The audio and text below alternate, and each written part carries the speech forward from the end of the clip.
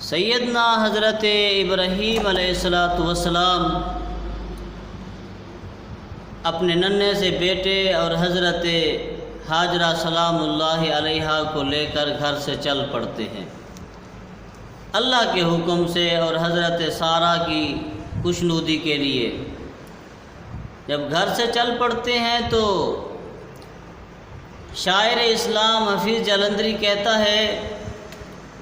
خدا کا قافلہ جو مشتمل تھا 3 جانوں پر،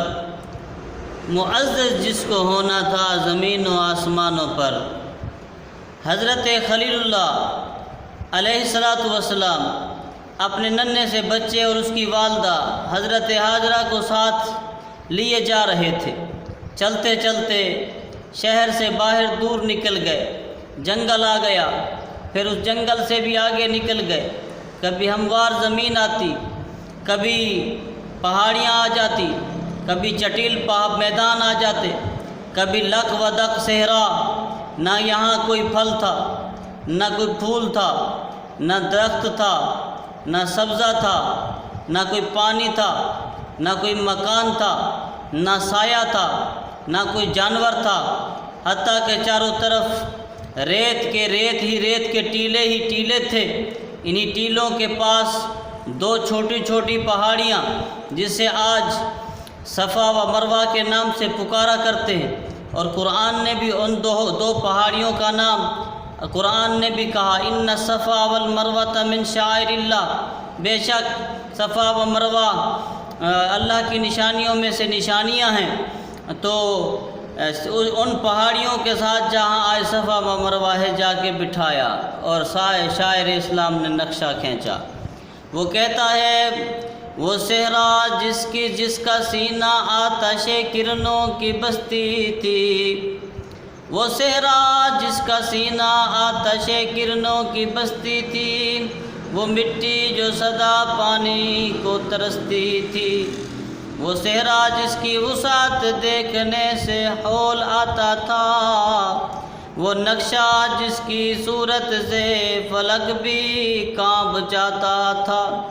یہ وادی جس میں سبزہ تھا، نہ پانی تھا نہ سایہ تھا، اسے آباد کرنے ابراہیم آیا تھا۔ سیدنا ابراہیم علیہ السلام اپنے نور نظر حضرت اسماعیل اور حضرت ہاجرہ سلام اللہ علیہ کو اس صحرا میں تھوڑی سی کھجوریں دی، تھوڑا سا مشکیزے میں پانی دے کر بٹھا دیا اور خود وہاں سے چل دیے۔ حضرت ہاجرہ عرض کرنے لگی، حضور آپ ہمیں اس ویران صحرا میں چھوڑ کر کہاں جا رہے ہیں؟ سیدنا ابراہیم علیہ السلام خاموش رہے، پھر عرض کی تو پھر فرمایا، اللہ کا حکم ہے۔ جہاں سیدنا ابراہیم علیہ السلام نے بٹھایا تھا، حضرت ہاجرہ وہیں بیٹھ گئی۔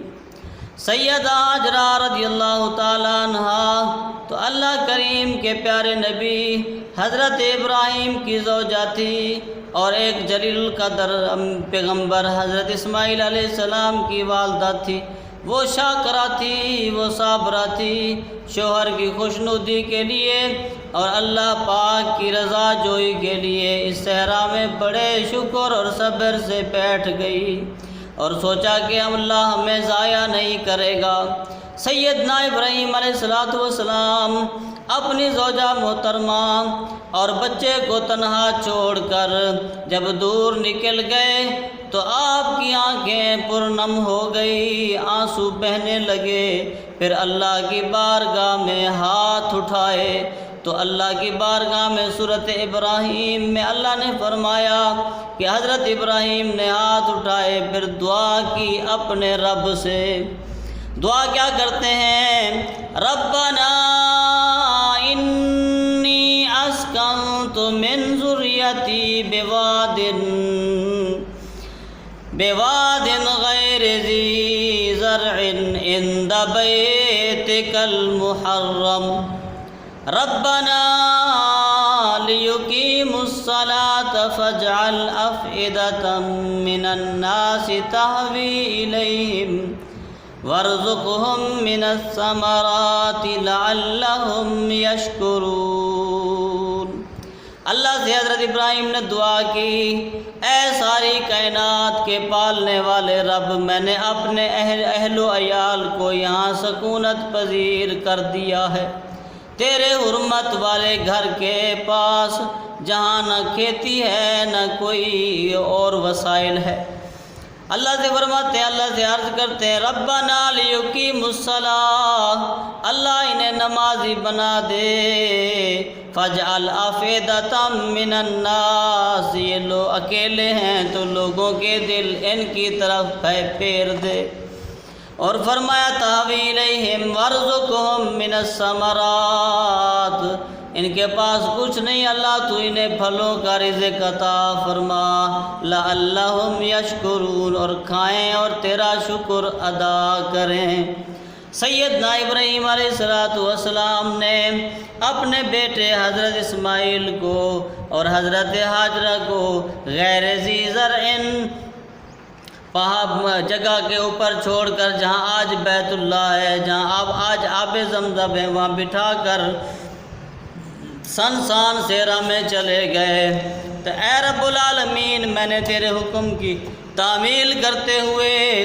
انہیں ٹھہرا دیا، ایسا ٹھہرایا کہ اب لے جانے کا کوئی ارادہ نہیں رکھتا۔ حضرت سیدنا خلیل اللہ علیہ السلام کی مانگی ہوئی دعا کے اثرات آج بھی نظر آتے ہیں۔ دنیا اسلام کے کونے کونے سے ہر ذی استطاعت انسان جو ہے اللہ کے گھر کی طرف کھینچے چلے آ رہے ہیں، عربی ہو اجمی ہو حاضر ہو رہا ہے، کوئی امریکی ہے تو کوئی افریقی ہے، کوئی سوڈانی ہے تو کوئی افغانی ہے، کوئی پاکستانی ہے، کوئی ایرانی ہے، بہرحال مشرق تا مغرب، شمال سے جنوب تک کے لوگ بیت اللہ کی طرف کھینچے ہوئے آ رہے ہیں۔ اب یہ سوال پیدا ہوتا ہے کہ مکے میں کیا ان کا کوئی کاروبار ہے، کیا ان کے کوئی رشتہ دار ہیں؟ نہیں، نہ ان کا کوئی کاروبار ہے، نہ کوئی ان کے رشتہ دار ہیں، بس ہے تو صرف وہاں اللہ کا گھر ہے، اللہ کے گھر کے لیے، اللہ کی رضا کے لیے وہ آ رہے ہیں، اس گھر کا طواف کر رہے ہیں۔ کوئی اس گھر کا طواف کر رہا ہے، کوئی نماز پڑھ رہا ہے، کوئی آب زمزم پی رہا ہے، کوئی عرفات میں ٹھہرا ہے، کوئی مینا میں ٹھہرا ہے، کوئی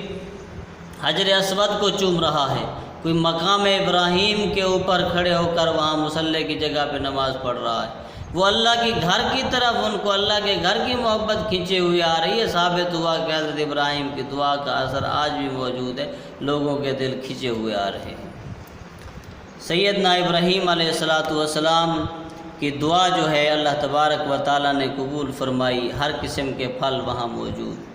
لوگوں کے دل وہاں کھینچے ہوئے ہیں۔ جو کل سے کل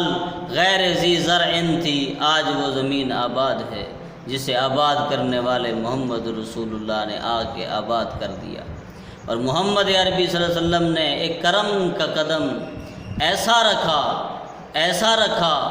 کہ اللہ تبارک و تعالیٰ کے حبیب نے کرم کر کے امت محمدیہ صلی اللہ علیہ وسلم کے اوپر احسان کر دیا، اور کرم کا دروازہ کھول دیا کہ ہم بیت اللہ شریف جائیں گے، 1,00,000 نماز، ایک نماز ادا کریں گے تو 1,00,000 نماز کا ثواب ملے گا۔ اگر مسجد نبی میں جائیں گے تو 50,000 نماز کا ثواب ملے گا۔ اگر مسجد اقصیٰ میں ہمیں اللہ نے توفیق بخشی تو 25,000 نماز کا ثواب ملے گا۔ اور حضرت ابراہیم علیہ السلام کی دعا